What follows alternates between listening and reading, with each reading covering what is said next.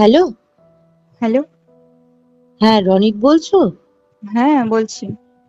কেমন আছো? হ্যাঁ, ভালো আছি। তুমি কেমন আছো?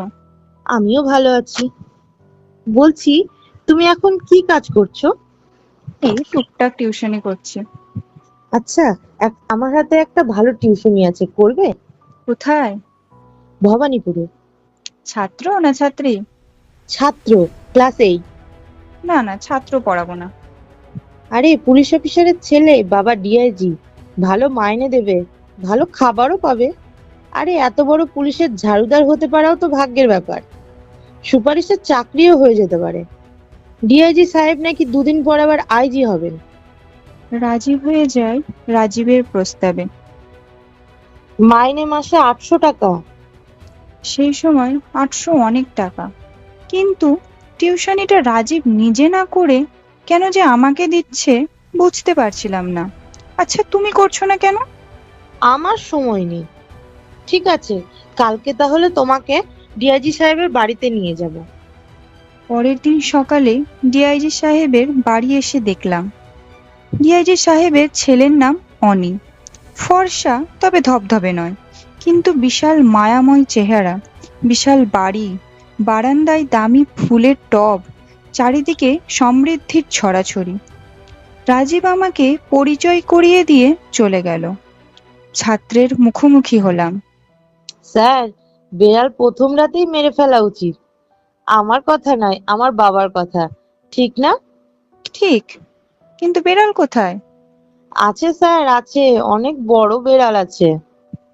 আর তাছাড়া আমি বেড়াল মারবো কেন? একটা কথা বলবো স্যার? বলো। আগের কথা আগে বলে দেওয়াই ভালো। রাখলে আমারও লাভ, আপনারও লাভ। নইলে দুজনারই ক্ষতি। আমি চাই না আপনার আবার ক্ষতি হোক। আচ্ছা, কি কথা বলে ফেলো। আপনার মাইনের 40% আমাকে দেবেন। আপনার মাইনে 800 টাকা, তাহলে 40% হয় 320 টাকা। তবে 300 টাকা দিলেই হবে, 20 টাকা আপনার বকশিস। কি বলেন স্যার? প্রথমে মাথাটা ঝিমঝিম করে ওঠে।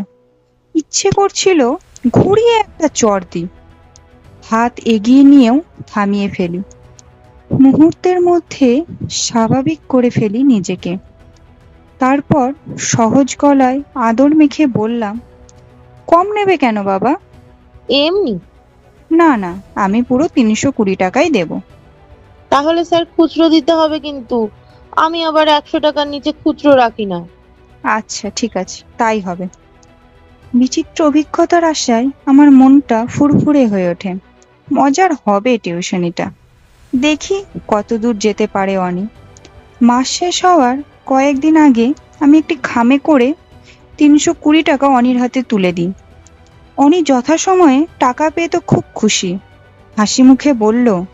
স্যার, আপনি খুব ভালো মানুষ। আমি বললাম, তুমি আমার কাছ থেকে শিখছো আর আমি তোমার কাছ থেকে। দুজনের মাইনে ঠিক সময় দিয়ে দেওয়া উচিত, তাহলে শ্রমের মর্যাদা মাসের প্রথম দিকে হাসার সুযোগ পায়। Thank you sir. সব মানুষ যদি আপনার মতো হতো তাহলে কতই না ভালো হতো। ৪ মাস পর ডিআইজি সাহেব পড়ার রুমে এলেন। এতদিনে তাকে একবারও দেখিনি। বেশ গম্ভীর চেহারা, দেখলে সমীহ আসে। তিনি অনির একটি খাতা হাতে তুলে নিয়ে দেখতে দেখতে বললেন, মাস্টার, আপনার মাইনে 400 টাকা বাড়িয়ে দিলাম। কেন স্যার? স্যার, আমরা পুলিশের লোক, গুণীর কদর করতে জানি। এ পর্যন্ত একটা মাস্টারও আমার ছেলের কাছে 2 মাসের বেশি টেকেনি। প্রত্যেকে আমার ছেলেকে বকা দিয়েছে, মেরেছে, অশ্রাব্য কথা বলেছে। ছেলে শুধুমাত্র আপনারই প্রশংসা করেছে। আপনি নাকি খুব ভালো পড়ান। তিনি একটি কলম ও একটি ডায়েরি আমার হাতে দিয়ে বললেন, এগুলো আপনার। Thank you sir. কলমটা ছিল সম্ভবত পার্কার। তখন তো আর মোবাইল ছিল না। ওই সময় পার্কার ছিল আমাদের কাছে স্মার্টফোনের মতো লোভনীয়। সাহেব চলে যেতেই অনি বলল, স্যার। তুমি কি আবার কলম আর ডায়েরি হতো ভাগ চাইছো নাকি? না না স্যার, ওসবে আমার আগ্রহ নেই। টাকা হলে সব কিনতেই পাওয়া যায়। তবে আমার পাওনা এখন 480 টাকা। আমি 80 টাকা নেব না, 100 টাকা নেব। তার মানে সব মিলে হয় 500 টাকা। ঠিক আছে, তুমি আমার টিচার, তোমাকে 20 টাকা বেশি দিতে না পারলে আমার জ্ঞান অর্জন হবে কিভাবে? অনির হাসিটা আরো বিস্তৃত হলো। কমিশন নিলেও পড়াপড়ি বেশ ভালোই হচ্ছে। আরো 3 মাস কেটে যায়। এর মধ্যে আমার মাইনে আরো 200 টাকা বেড়ে গেছে। অনিকে এখন টাকা দিতে আর কষ্ট হচ্ছে না। সেদিন বাইরে খুব বৃষ্টি হচ্ছিল। অনিকে অন্য দিনের চেয়ে বেশ আনমনা মনে হচ্ছে।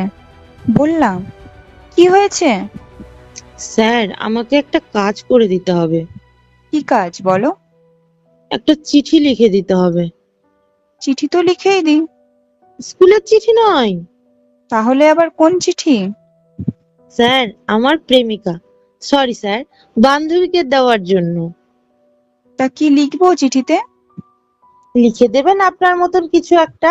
আমি তাকে খুব ভালোবাসি, তাকে না দেখলে আমার কেমন যেন করে, বুকের ভেতরটা যেন মোচড় খায়, কিছু ভালোই লাগে না, সে দেখতে খুব সুন্দর, এসবই লিখবেন। চিঠি লিখে দিলাম গভীর ভাষায়। খবর পাঠিয়েছে শুক্রবার অনিদের বাড়ি যেতে হবে। অনির নাকি জন্মদিন। কিন্তু কি নিয়ে যায়? অনেক চিন্তা ভাবনা করে অনির বান্ধবীকে দেওয়ার জন্য একটা চিঠি লিখি। অনি চিঠি পড়ে এত খুশি হয় যে সে মাসের পুরো কমিশনটাই আমাকে ফেরত দিয়ে দেয়। অবাক হয়ে বললাম, ফেরত দিলে যে? আপনার লেখার সম্মানী স্যার, চিঠিটা একদম ফাটাফাটি হয়েছে। অনির উৎসাহিত হয়ে পত্রিকায় লেখা শুরু করি।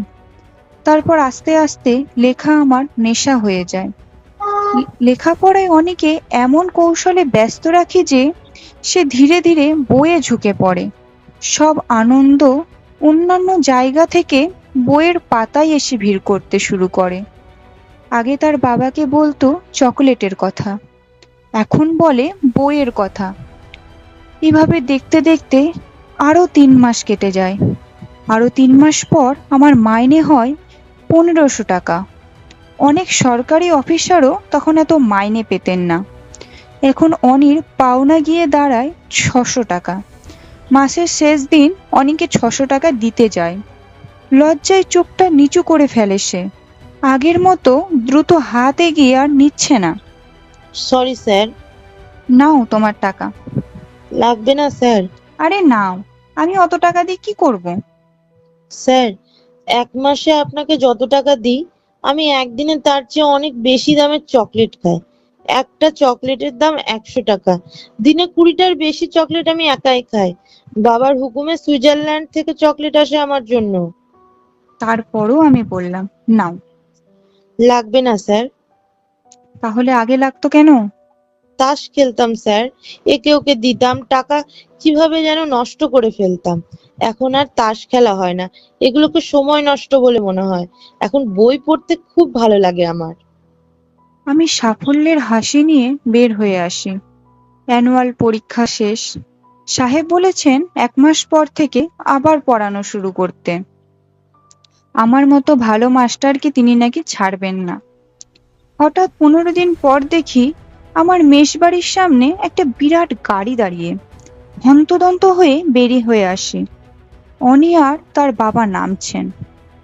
মাস্টার, আমার ছেলে থার্ড হয়েছে, থার্ড। এর আগে কোনোদিন 50-এও ছিল না। 1 বছরের মধ্যে যে আপনি এইভাবে আমার ছেলেকে বদলে দেবেন আমি ভাবতেই পারিনি। ডিআইজি সাহেব আমার হাতে একটি ঘড়ি তুলে দিয়ে বললেন, আমার ছোট ভাই আমার জন্য সুইজারল্যান্ড থেকে এনেছেন, আপনাকে দিলাম। এটি কোনো বিনিময় নয়, উপহার, ভালোবাসার নিদর্শন। আনন্দে আমার চোখ ঝাপসা হয়ে আসে। এমন ভাবে কেউ আমাকে কোনোদিন উপহার দেননি। অনি আমায় প্রণাম করে বলল, স্যার, আপনি আমাকে বদলে দিয়েছেন স্যার। মাস্টার, অনি আমাকে পাত্তাই দিত না। এ ছেলের কাছে আমি ছিলাম শুধুমাত্র টাকার ঝুড়ি। আপনি তাকে মানুষ করে দিয়েছেন। বলুন তো কিভাবে সম্ভব হয়েছে এটা? বললাম, ভালোবাসা, শুধুই ভালোবাসা। আপনি আমার কাছ থেকে কি চান স্যার? ভালোবাসা, শুধুই ভালোবাসা। কলমে সীমন্তিকা চক্রবর্তী, কণ্ঠে সীমন্তিকা ও সোমা আচার্যি।